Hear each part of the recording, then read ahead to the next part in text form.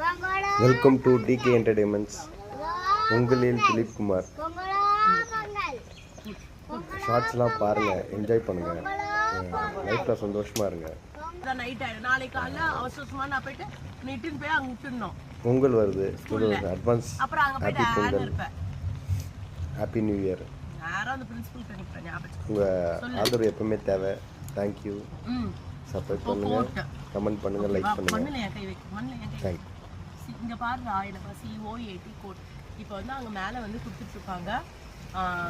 Add இடி for all the words given below அப்படின்னு கொடுத்துருக்காங்க. என்னது இடி என்ன பண்ணோம் வந்து